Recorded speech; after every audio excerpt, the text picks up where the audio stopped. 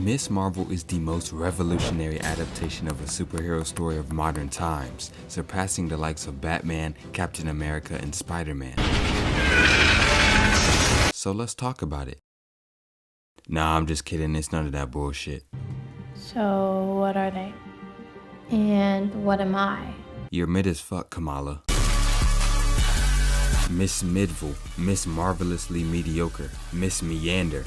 To be honest, I don't know what this show was trying to achieve. It feels like an AI was told to make the most average superhero origin story it could, and the result was Miss Marvel. The show opens with Miss Marvel fangirling over Captain Marvel. She conveniently leaves out the part where she gets fucking mollywopped.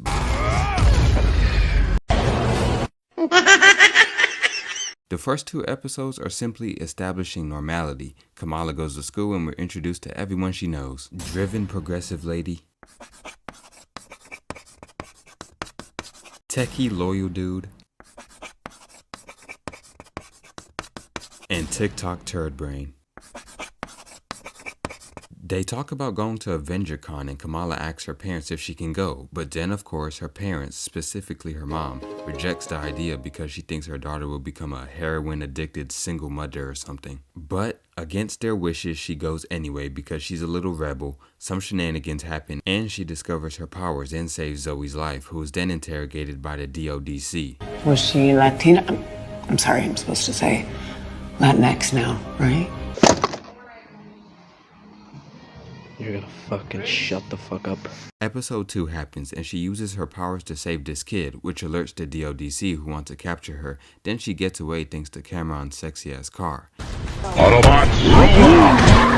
And she meets Najima, and this is when things start to get a little weird. Episode 3, Kamala's brother is celebrating his wedding and everyone is dancing and having a good time. Then, oh no, obligatory action scene because it's revealed Najima is actually evil. Wow, I totally did not see that coming.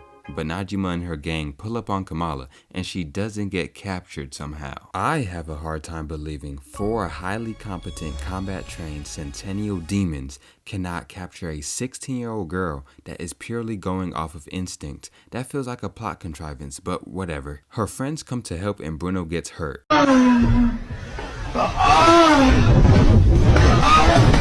But they miraculously get away because the generic and boring government antagonist people didn't see them. That is also a little bit contrived, but whatever. I mean, look, they literally shot like 2 feet away from Kamala and she's in a bright red dress. There's no way they couldn't have seen her. She should have been captured in this episode, which alters the plot a lot, but whatever. Episode 4 happens and Kamala goes to Pakistan to meet her grandma and she meets the members of the Red Dagger. And they tell her some important exposition. If the clandestines use the bangle to tear down the veil, they'll unleash their world onto us until there's nothing left of it.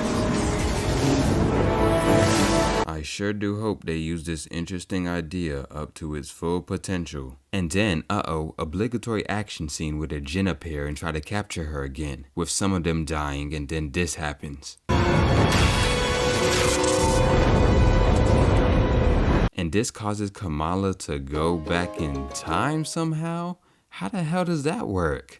Okay, the bangle simply allows Kamala to access the power that's already inside her. It makes hard light and lets her see visions, and it's stated, Remember the paper I was talking about? Theoretically, it's possible. For sure possible to achieve interdimensional travel, but you need the base energy of the sun, pretty much. And to me that makes sense. I was like, okay, they just need energy to open the portal, and Kamala's bangle makes hard light, and light is energy. But how the fuck does it allow her to go back in time? That's 2 completely different things. Are you kidding me? Okay, whatever. She goes back in time and we get some backstory on Aisha, Kamala's great-grandmother. And when Kamala comes back to the present, the veil is open and kills the lady, but it's closed by Najima. Are you still with me?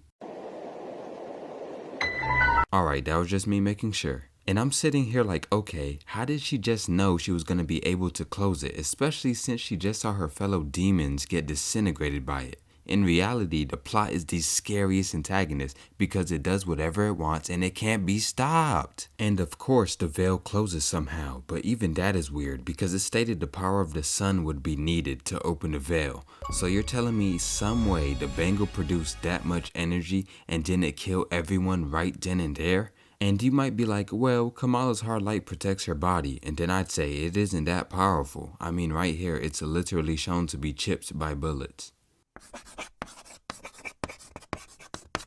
All Najima really does is touch it. It's just like the other lady. So what's the difference? I don't know. It feels like this scene was seasoned with a little bit of lazy writing and a little bit of plot contrivance because they needed to resolve the conflict as quick as possible and give Kamran his powers for the season finale. I just can't believe they would throw away the most interesting antagonist for bland, stale, pushover government idiots. We move to episode 6, the season finale, where Kamran has his newfound powers.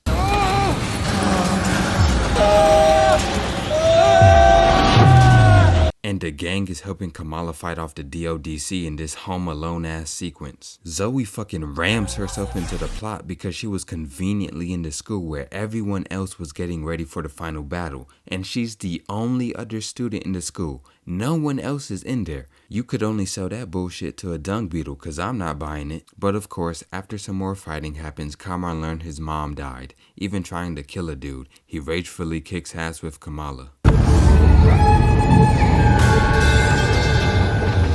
And then Miss Marvel uses her ultimate power. And it looks corny as hell.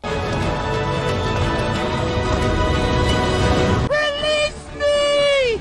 I gotta add this to my cringe compilation!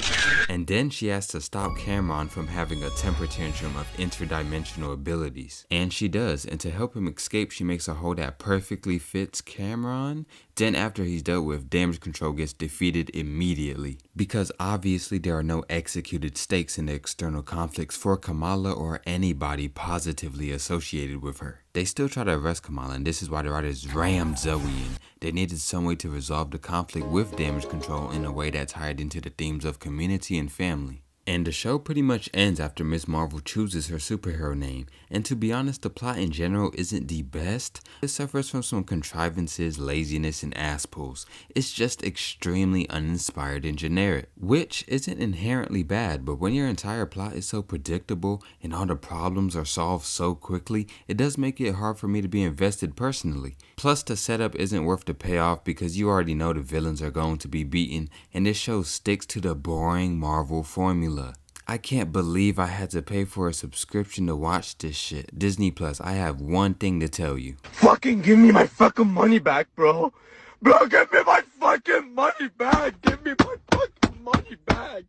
Give me my fucking money back, man. So here's the plot stat. Characters have to be 3 things: compelling, believable, and purposeful.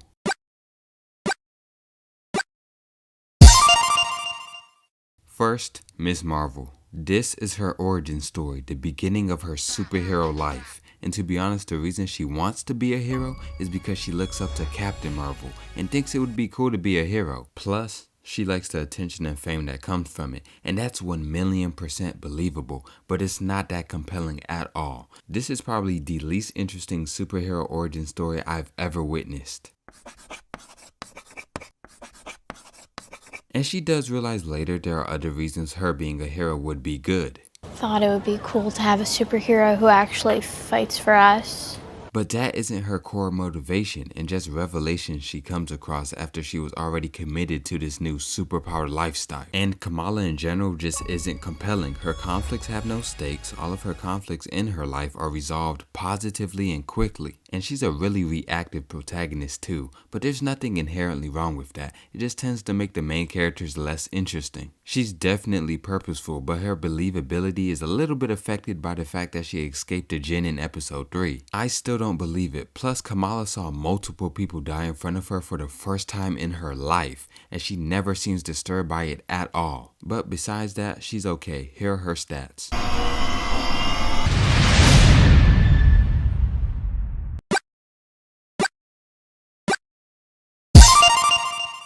Alright, Najima, I understand why they kadunked her ass so fast.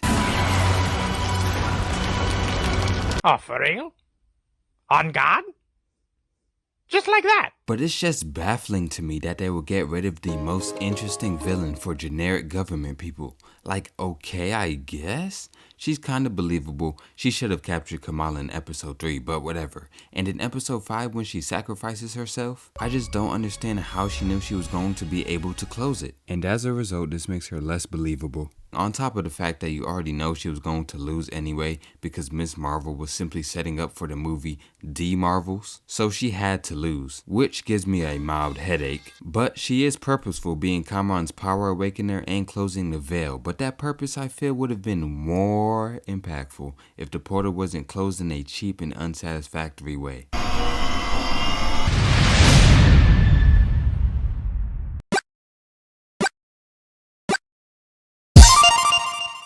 Now, ironically, Kamala's friends are actually entirely more believable than her, minus Zoe being forced into the plot. Nakia is definitely one of the characters of all time. Spent 6 weeks on ancient Rome and ancient Greece, but 6 minutes on ancient Persia and Byzantium. History written by the oppressors, that's all I'm gonna say. Bruno exists, I guess, and Cameron is my boy. He was so damn clean when it came to flirting with Kamala. Oh, shoot. Hey? Why are we, hiding? That was so subtle and effective. Cameron knows the game for sure. He damn near had me blushing. Her friends are pretty chill, whatever, here are their stats.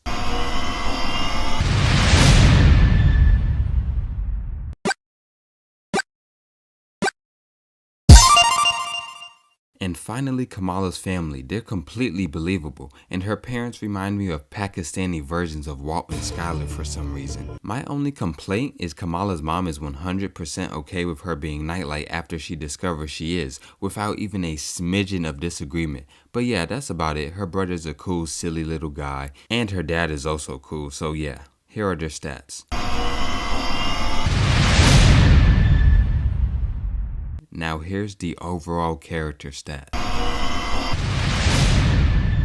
The themes of self-identity, coming of age, family, community, and Indian oppression by the British are really interesting to say the least. The exploration of the Pakistani community, the good and the bad, even if it is only really surface level, is actually really cool to me.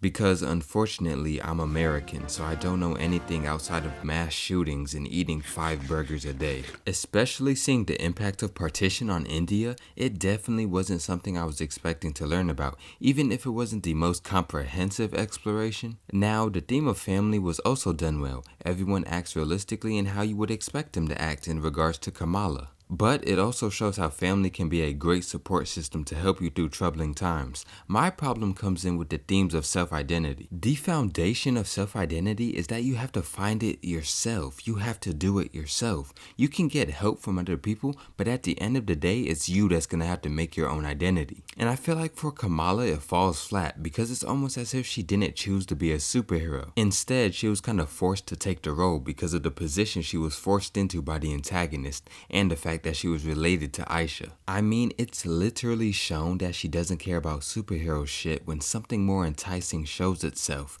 that thing being Cameron. She literally disregards training her powers, a vital part of being a new superhero. Not having to find herself per se, but just being given a role and sticking with it because of the choices of Najima and the DODC. And I'm not saying she didn't have a role in her own self-identity. She definitely did. What I'm saying is she needed more agency and proactiveness in her character that was separate from the decisions of the antagonist in her quest for self-identity. But overall, the themes are executed well. But they do feel kind of shallow and forced sometimes, like the ending with Zoe summoning her TikTok army.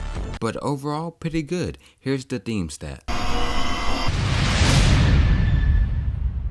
Overall, Ms. Marvel is an uninspired, bland show that suffers from the Marvel formula, even though it had an interesting idea at its disposal. So, I'm gonna add up all the stats to receive Ms. Marvel's overall level.